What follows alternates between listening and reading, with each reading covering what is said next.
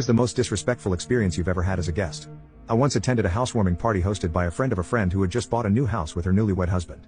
I was the only man at the housewarming party other than the hostess's husband and my friend, a female whom I had known for years since high school. I arrived in time to meet about 20 of the women who had come to meet the hostess and her husband and see her new luxury home, which he designed and helped build since he was an architect who specialized in ecologically friendly homes and modern buildings. I arrived with some gifts. A box of some luxurious chocolate hazelnut cake, and a brand new bread maker machine which the hostess really wanted. I was then directed to put the boxes in the kitchen and then proceeded to the living room where everyone was gathered for introductions and helping themselves to non-alcoholic drinks, while the food was being placed on serving plates and brought to the living room. My friend introduced me to the hostess, Kira. I offered my hand to shake. She ignored me at first, while some of the women guests interrupted to compliment her on her new home and another asked her about where she bought her couch set or something along those lines. I spoke up to introduce myself and say my name and she looked at me sideways with her eyes and said, "Just wait your turn." She continued to talk to one of her female guests and laughed, while still ignoring my hand and me.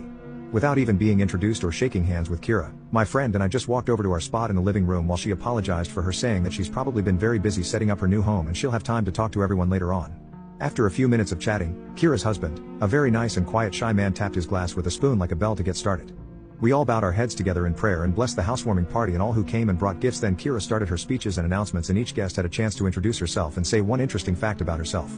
When it came to my turn, Kira interrupted me and said, "We all know who you are, so let's move on to the next guest."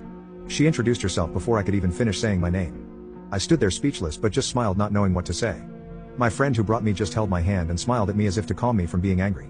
After introductions, Kira offered a tour of her new home and we all followed her from room to room, admiring all the decorations and evening complimenting her on all the amazing ecological things she pointed out, like the triple layered windows that allowed the sun to heat up rooms and 1-inch floor tiles that were made with recycled materials that helped to retain heat, as well as her heating vents that allowed heat from her clothes dryer to be directed to other rooms and items like that. I asked some questions about various items out of curiosity and how they were ecological, and my questions were completely ignored by Kira, who clearly was bothered by my questions or perhaps hearing my voice.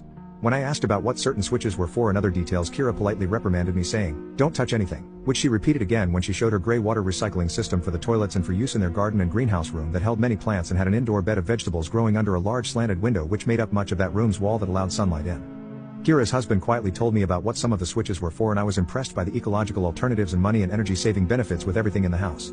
Finally, it came to serving all the treats and food that we brought and gifts were opened, and many of the women awed and ummed when my sinful chocolate cake with hazelnut cream was placed on the dining room table near the living room, and as gifts were being shown, some of the women complimented on the new bread maker machine and said how they wanted to buy one. I knew that Kira liked to bake things and bring them to church sales and fundraising events. When my friend who brought me mentioned that I brought the bread maker, Kira snapped with a laugh, "Only a man would bring such a sexist gift. Not all women are destined to stay in the kitchen." I didn't hear any thank yous, and Kira's husband spoke up and said how he loved all the varieties of bread that his own mom used to make and how she'd add nuts, raisins or berries and even add coffee or tea to make wonderful flavors of bread.